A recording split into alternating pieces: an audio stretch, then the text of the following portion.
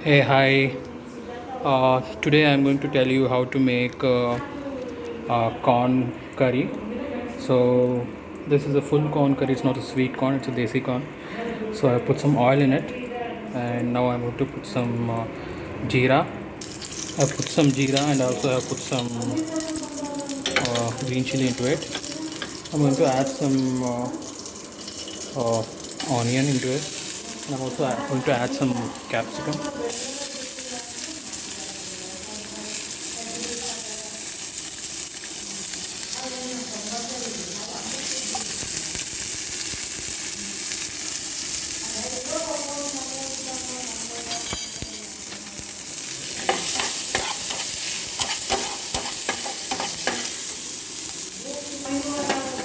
Now I've already put some oil in it, so I'm going to add some red chili powder. I'm going to add some coriander, and I'm going to stir it. I'm going to put some water in it.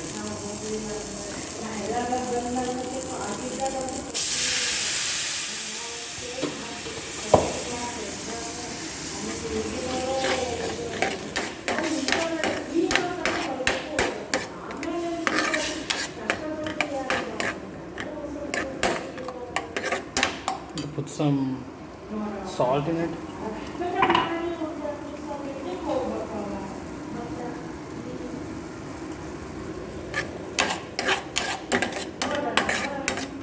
I'll put some amchur powder and jeera in it. I added some coriander, sorry, jeera powder. I added some garam masala.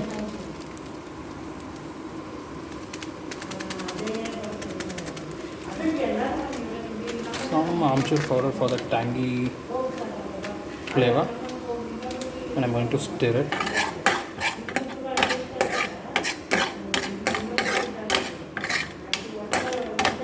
Add some more water into it.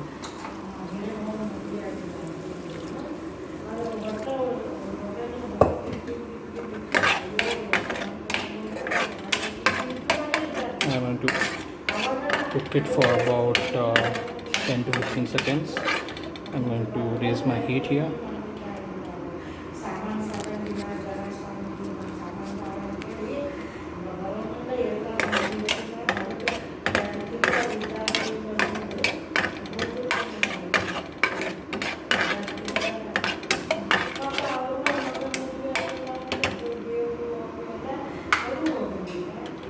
Now I'm going to add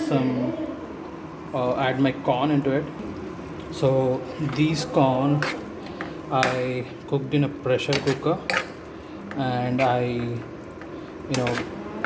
kept it for about till it was 3 to 4 whistles, and I'm going to let it absorb the masala which I have prepared for it. And after some time I'm going to add the puree which I prepared for this.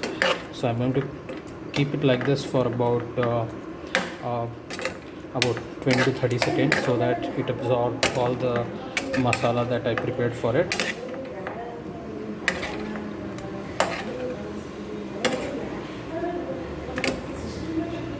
This one, if you think that you want to cut it even more smaller size, you can cut in, but I like it this way, so I have kept it this way.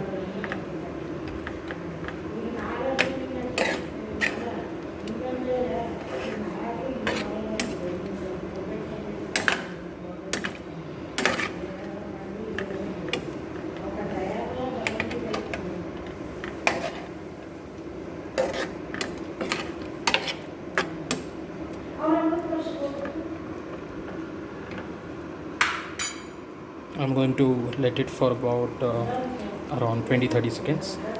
So it's been about 20 to 30 seconds now. I think the corn might have absorbed the flavor. Now I'm going to add the puree which I prepared by sauteing tomato, onion and chili, and I'm going to add it now in this. So now I have added the tomato and onion puree which I blended after sauteing. So now I'm going to give it a mix, and now I'm also going to add a pinch of sugar to reduce the acidic level, and also add some kasuri methi into it. And then I'll add some water and let it cook for about a minute or so that it would absorb the the gravy, and also oil comes apart from the gravy.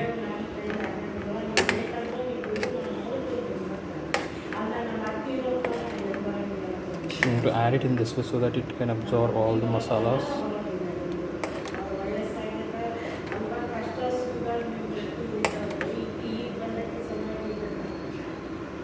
So now I'm going to add some kasuri methi. Now I'm going to add some kasuri methi to it, and at the same time I'm going to add some cinnamon. This would give me a flavor of cinnamon. And also I'm going to add one bay leaf into it. Now I added one bay leaf into it. So the cinnamon and bay leaf I added along with kasuri methi. This will give me flavor of the cinnamon and bay leaf. Bay leaf and cinnamon you can also put it while you are sauteing the tomatoes or capsicum. I felt I will add it now so that I'll get a different flavor. It's up to you how you want. Few people do put it while they saute the oil. And then now I added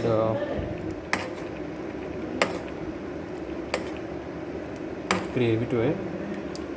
So I'll just add some water to it,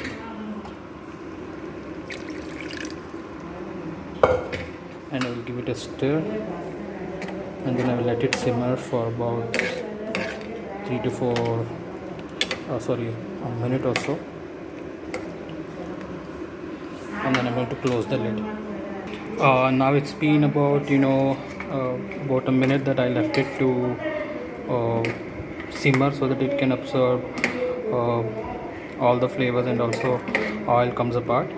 And now since I want the gravy to be little thick, what you can do is you can add a cornstarch paste to it.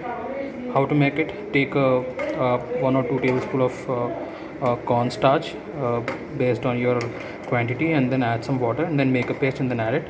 So now since I do not have the cornstarch, I'm adding the rice flour based paste here.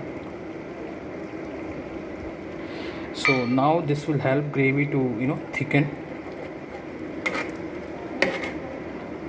It's always good to add corn flour starch, but I do not have it, and then I am going to use this as an alternative measure. I'm going to stir nicely and then allow it to cook it for a while, maybe 50 to 50 seconds to 1 minute. Means I'm going to put some gravy on it so that it can absorb even more flavor, and then I'm going to leave it aside for about 30 seconds to 1 minute. Now it's been like good amount of time.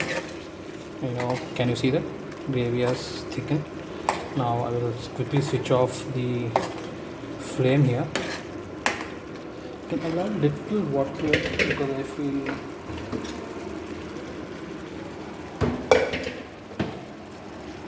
very little water.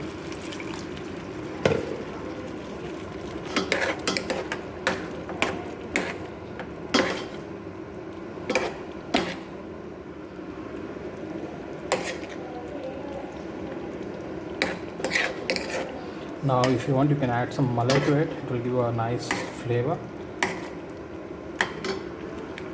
It's some malai to it, and you can also add a pinch of sugar to it to reduce the acidic level that tomatoes produce. And then you can garnish with coriander now. So now I've taken this into a serving bowl. This is how it's going to look.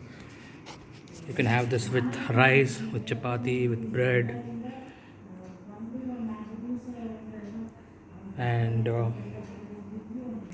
time for me to taste this.